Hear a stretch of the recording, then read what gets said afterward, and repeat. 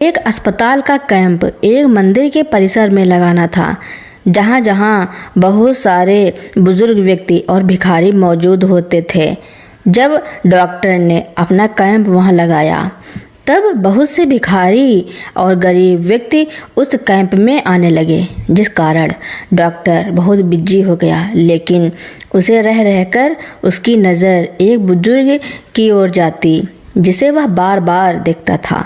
आखिर वह बुजुर्ग व्यक्ति कौन था जो अपनी ओर डॉक्टर का ध्यान भंग कर रहा था? आज मेरी ड्यूटी मंदिर के पास एक कैंप लगाने की थी, जहाँ पर मंदिर की सीढ़ियों के पास बहुत सारे भिखारी बैठते थे। मंदिर के पास ही एक वृद्ध आश्रम भी था, उधर भी बहुत सारे बूढ़े बुजुर्ग रहते थे। इसलिए कैंप मंदिर के पास लगाया था। उनको आई ड्रॉप दे रहा था, जिसको जैसी समस्या थी उसी हिसाब से इलाज कर रहा था। बहुत सारे बूढ़े बुजुर्ग ऐसे थे जिनकी आंखों में मोतियाबिंद हो गया। तभी मेरी नज़र मंदिर की सीढ़ियों पर बैठे एक बुजुर्ग पर पड़ती है, जो दिखने में भिखारी बिल्कुल भी नहीं लग रहे थे। उन्होंने साफ सुथरे कपड़े, सफ़ेद रंग के कुर्ता पैजामा पहने हुए थे, हाथ में छड़ी पकड़ी हुई थी। फिर मैंने सोचा दर्शन के लिए आए होंगे, थक गए होंगे सीढ़ियाँ उतर करके, तो शायद बैठ गए होंगे। लेकिन मेरी नज़र बार बार उन बूढ़े बुजुर्ग पर ही जाकर टिक रही थी। मैंने जब उनको दोबारा देखा तो आते जाते लोग उनको पैसे भी दे रहे थे। मुझे यह देखकर बड़ा आश्चर्य हुआ कि वह बुजुर्ग भिखारी नहीं लग रहे थे, लेकिन पैसे ले रहे थे। मैं उनके पास गया। जैसे ही मैं उनके पास पहुंचा तो वह अपनी छड़ी उठा करके चलने लगे। मैंने नज़दीक जा कर के देखा तो उनका एक बाजू, एक हाथ बाजू से काटा हुआ था। मैं उत्सुकता बस उनकी ओर बढ़ा, उनसे बात करना चाहता था, लेकिन उधर बैठे और लोगों ने मुझे आवाज़ दी और कहा कि आप उनके पास न जाएं, वह बूढ़ा पागल हो गया है और बहुत कम बात करता है। लेकिन मेरे मन में किसी ना सुनी। मैं सबकी आवाज़ को नज़रअंदाज करते हुए उन बुजुर्ग व्यक्ति के पास पहुंच गया। सोचा कि जैसे वह सबके सामने अपना हाथ फैला रहे थे, वैसे ही मेरे सामने भी अपना हाथ फैलाएंगे। लेकिन मेरा सोचना तो एकदम गलत निकला। उन्होंने अपने हाथ मेरे सामने नहीं फैलाए। मैं उनके पास ही बैठ गया। उनको देखकर मुस्कुराया तो थोड़ा सा वह भी मुस्कुरा दिए। मैंने पूछा, बाबा जी, आपको कोई परेशानी है क्या? अगर कोई परेशानी है तो आप मुझे बता सकते हो। बड़े आत्मविश्वास के साथ उन्होंने मेरी तरफ देखा और बोले, good afternoon doctor, I think me I has some problem in me right eyes. उन बुजुर्ग व्यक्ति की अंग्रेजी सुन करके मैं तो अचंभित रह गया। फिर मैंने उनसे कहा कि मैं आपको चेक करके बता सकता हूँ कि आपकी आँख में क्या हुआ है, क्योंकि मैं आँख का ही डॉक्टर हूँ। मैंने जब आँख चेक की तो पता चला उनकी आँख में तो बहुत पुराना मोतिया बिंद है। मैंने पूछा, बाबा जी, आप इधर क्या कर रहे हैं? देखने से तो नहीं लगता है कि आप भिखारी हैं। मैंने डरते डरते कहा, कहीं उन्हें बुरा न लग जाए, अच्छे घर से लगते हैं। फिर आप इधर भिखारी के साथ बैठ करके भीख क्यों मांग रहे हैं? बुजुर्ग व्यक्ति बोले, बेटा, मैं तो यहाँ रोज़ ही आता हूँ, सुबह शाम बैठता हूँ। 1 घंटे सुबह भीख मांगता हूँ और 1 घंटे शाम को। वह तो ठीक है, लेकिन क्यों बाबा, आप भी क्यों मांगते हैं? आप तो मुझे अच्छे घर से लगते हैं और बहुत पढ़े लिखे भी लगते हैं। फिर आपको क्या ज़रूरत है भीख मांगने की? ऐसा क्या हो गया? वह ठहाका लगाकर हंसते हैं और बोलते हैं, चलो बेटा हम पास वाले पार्क में जाकर एक बेंच पर बैठते हैं, उधर चलकर बात करेंगे। मेरी उत्सुकता बढ़ती ही जा रही थी। हम दोनों उधर जाकर के बैठ जाते हैं। अब मेरे मन में बहुत सारे सवाल चल रहे हैं। इतने पढ़े लिखे बुजुर्ग हैं, आखिर ऐसी क्या वजह रही होगी? क्यों वह मंदिर की सीढ़ियों पर बैठ करके भीख मांग रहे हैं? मेरे सब्र का बांध टूट रहा था। यह लग रहा था कि वह जल्दी से बता दें कि उनके साथ क्या हुआ था। बुजुर्ग बोलते हैं, बेटा मैं एक बहुत बड़ी कंपनी में ऑफिसर था। मेरे पास सब कुछ था, किसी चीज़ की कमी नहीं थी। अच्छी नौकरी थी, घर में बीवी बच्चे सब कुछ बढ़िया चल रहा था। लेकिन एक दिन अचानक मेरा एक्सीडेंट हो गया और उसे एक्सीडेंट में मेरा एक हाथ काटना पड़ा और उसकी वजह से मैं साल भर तक अपनी ड्यूटी पर नहीं जा सका। अब मेरा एक हाथ भी कट गया था, जिस वजह से मैं काम भी ठीक से नहीं कर पा रहा था। कंपनी ने मेरे इलाज के पैसे वगैरह तो सब दिए थे और बाद में कुछ पैसे दे करके मुझे घर का रास्ता दिखा दिया था। मेरे लिए मेरी नौकरी का जाना किसी सदमे से कम नहीं था, लेकिन मेरे पास कुछ पैसा बचा हुआ था, कुछ फंड का पैसा था। उन्हीं पैसों से मैंने एक छोटा सा बिजनेस शुरू किया। बिजनेस ठीक ठाक चलने लगा, बहुत अच्छी आमदनी होने लगी। धीरे धीरे मेरा बिजनेस बढ़ता ही चला गया। फिर मैंने अपना एक बंगला खरीदा, एक बहुत बड़ी कार खरीदी। पैसों की कोई कमी नहीं थी। घर में नौकर चाकर भी थे। मेरा बेटा भी एक नामी कंपनी में मैनेजर था। मुझे अभी भी समझ नहीं आ रहा था कि बाबा इतने बड़े आदमी हैं, उनके घर में नौकर चाकर हैं। मैंने उन बाबा से कहा, फिर आप इधर इस हालत में कैसे? आगे बोले, लेकिन मेरे बेटे ने एक दिन मुझे कहा कि पिताजी मैं एक अपना बिजनेस शुरू करना चाहता हूँ, जिसमें मुझे बहुत सारे पैसों की ज़रूरत पड़ेगी। उसने बैंक से बहुत सारा कर्ज लिया और अपना बिजनेस शुरू कर दिया, लेकिन उस बिजनेस में उसको बहुत घाटा हुआ। मेरी किस्मत ने भी मेरा साथ नहीं दिया। मैं किस्मत का मारा हुआ हूँ। बेटे की कंपनी बचाने के लिए मैंने अपना घर और दुकान दोनों बेच दी और उसके बैंक के लोन को चुकता किया। बेटे का जैसे ही लोन पूरा हो गया, उसने विदेश के लिए वीज़ा लगा दिया।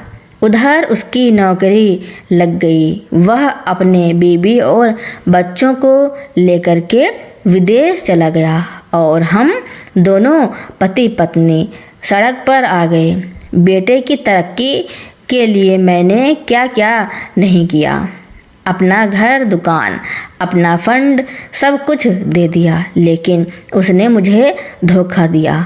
उसने मेरी सारी प्रॉपर्टी बेच दी अपने नुकसान को भरने के लिए और बाद में अपनी बीबी और बच्चों को लेकर के विदेश भाग गया और इधर छोड़ गया हम दोनों बूढ़े बूढ़ियों को। इतना कहकर वह बाबा आँखों में आंसू ले करके मुस्कुराने लगते हैं। लेकिन मुझे आज पता चला कि आँखों के आंसू में इतनी करुणा होती है।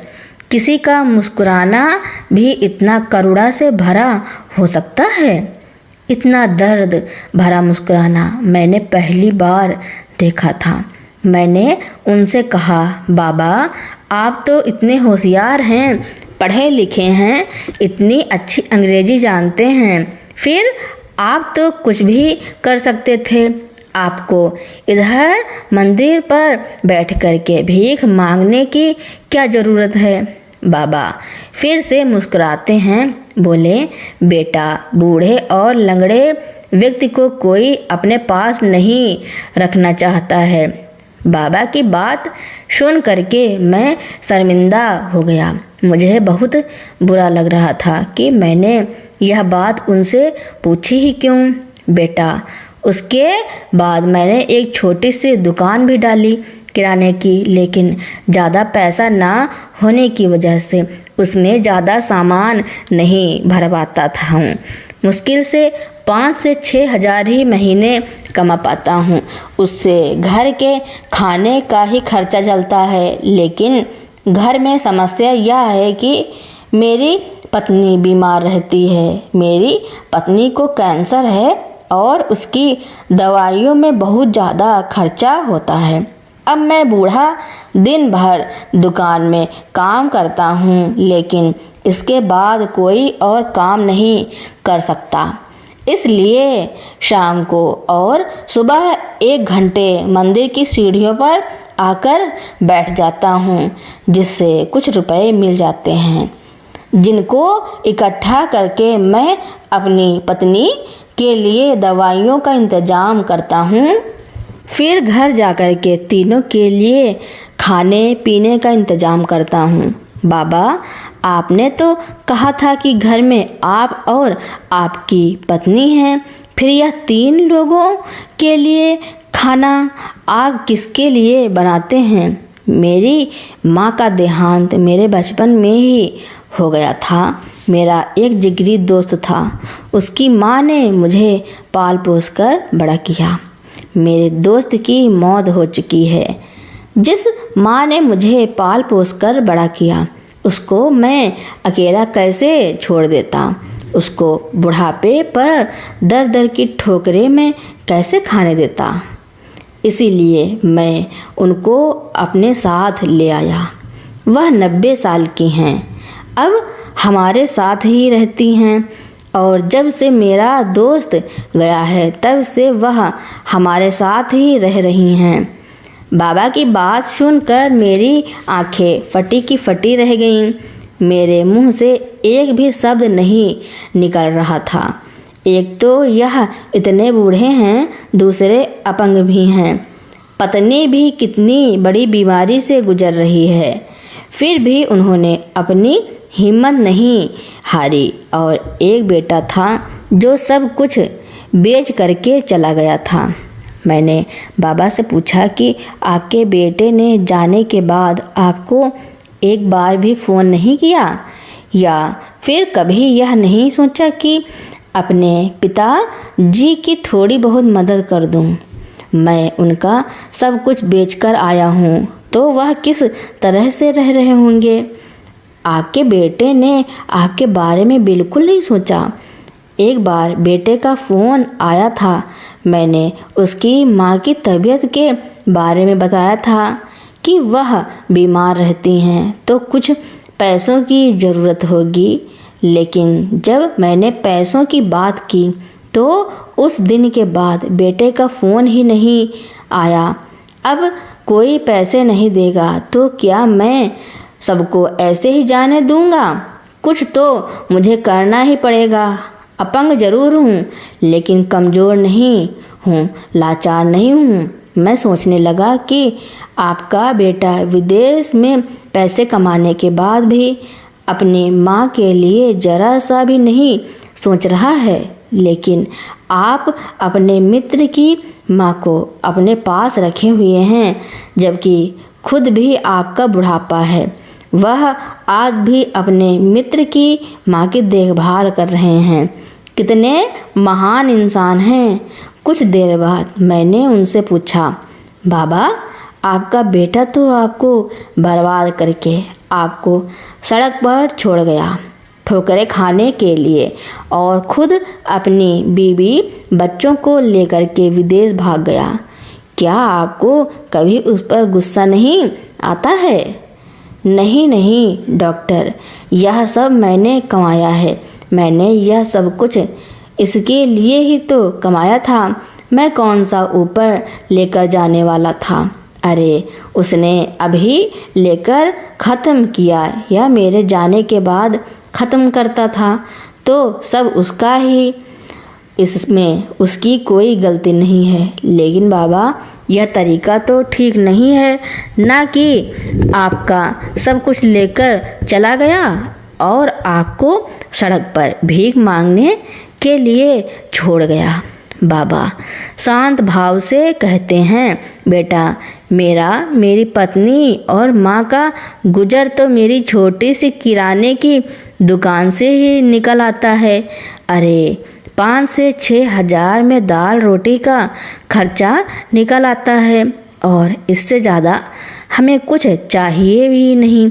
बस पत्नी की दवाई ही में खर्च होता है और माँ की तबीयत भी ठीक नहीं रहती है। कभी बीपी बढ़ जाता है तो कभी कम हो जाता है। बुढ़ापा भी है, इसीलिए उनकी बीपी की दवाइयाँ चलती हैं। तो बस माँ और पत्नी की दवाइयों का खर्चा निकालने के लिए मैं इधर बैठता हूँ और जो डॉक्टर हैं वह मेरी जान पहचान का है, इसीलिए वह मुझे उधर दवाइयाँ दे देता है। मुझे सीढ़ियों पर बैठ कर के रोज़ के जो भी पैसे मिलते हैं, जितने भी पैसे मिलते हैं वह मैं उनको रोज़ जमा कराता हूँ। इस तरह से महीने भर में बहुत सारे पैसे भी बच जाते हैं। मेरे ऊपर कोई उधारी नहीं रहती है। मैं उन्हें अब हैरानी से देखता रह गया कि उन बुजुर्ग बाबा को तो खुद ही सेवा की ज़रूरत है। वह खुद ही इतने बुजुर्ग हैं कि बैठकर खाने के दिन हैं, लेकिन वह अपनी पत्नी और माँ के खर्चे निकाल रहे हैं, दुकान भी देख रहे हैं। उनकी बातें सुन करके मेरी आंखों में आंसू आ गए। मैंने उनसे एक बार फिर कहा कि आपको पास इतने पैसे नहीं हैं तो आप अपने दोस्त की माँ को क्यों रखे हैं? उनके परिवार में कोई तो होगा, तो आप उनके पास भेज दीजिएगा। बाबा थोड़े नाराज होते हुए कहते हैं, उन्होंने मेरे बचपन में मेरे लिए बहुत कुछ किया है, मुझे माँ की तरह प्यार दिया है, मेरा पालन पोषण किया है, और तुम कह रहे हो उनके बुढ़ापे पर उन्हें छोड़ दूं? आपके घर में आपकी पत्नी को पता है कि आप सीढ़ियों पर बैठ करके भीख मांगते हैं? नहीं, मेरी पत्नी को पता नहीं है और उसको पता चलेगा भी नहीं, क्योंकि मैंने उससे कहा है कि मुझे सुबह शाम एक्स्ट्रा काम करने को मिला है, इसलिए मैं जाता हूँ और उसकी तबीयत भी ठीक नहीं रहती है तो वह घर से ज़्यादा बाहर नहीं निकलती है। मेरे मन में बाबा के लिए बहुत ही ज़्यादा इज्जत के भाव थे, थोड़े से दया के भाव भी थे। मैंने बाबा से पूछा, क्या मैं आपको अपनी तरफ से दवाइयाँ दे सकता हूँ जो आपकी पत्नी और माँ के लिए रहेंगी? लेकिन बाबा तो बहुत ही स्वाभिमानी थे, आत्मसम्मान कूट कूट कर भरा था। उन्होंने कहा, नो डॉक्टर, आपने जो कैंप लगाया है कई भिखारी के लिए काम करता है। अगर वह दवाइयाँ तुम मुझे दे दोगे तो तुम्हें उधर दवाइयाँ कम पड़ जाएंगी और मैं भी अभी थोड़ा ठीक ठाक हूँ। जब तक शरीर साथ नहीं देगा तब देखूँगा। जब तक शरीर में जान है अपनी पत्नी और माँ का ख्याल रखता रहूँगा। और वह बाबा अपनी छड़ी उठा करके अपने घर के लिए चल पड़ते हैं और कहते हैं, बेटा अब घर चलता हूँ। घर जाकर अपनी पत्नी और माँ के लिए खाना भी बनाना है। जाते जाते मैंने बाबा का हाथ पकड़ लिया, क्योंकि मैं अपने आप को उनकी सहायता करने से रोक नहीं पा रहा था। आप मुझे भिखारी का डॉक्टर ना समझ करके अपना एक बेटा ही समझ लीजिए और इस रिश्ते से दवाई ले लीजिए। मैं हर महीने आपको दवाइयाँ भेजता रहूँगा। बाबा ने झट से अपना हाथ छुड़ाया और थोड़ा सा नाराज़गी से बोले, नहीं डॉक्टर, मुझे अब बेटे के रिश्ते में मत डालो। मुझे अब इस रिश्ते में बिल्कुल भी इंटरेस्ट नहीं है। एक बेटा तो मुझे छोड़कर चला गया है, इसलिए मेरा बेटा शब्द से ही भरोसा उठ गया है। अब मैं कोई और दूसरा बेटा नहीं बनाना चाहता हूँ। मैं नहीं चाहता आगे ज़िंदगी में कोई दूसरा बेटा बन जाए, ज़रूरत पड़ने पर छोड़कर चला जाए, क्योंकि अब ना तो सहन करने की क्षमता है और ना ही उम्र और कुछ सहन करने की और कष्ट सहने की।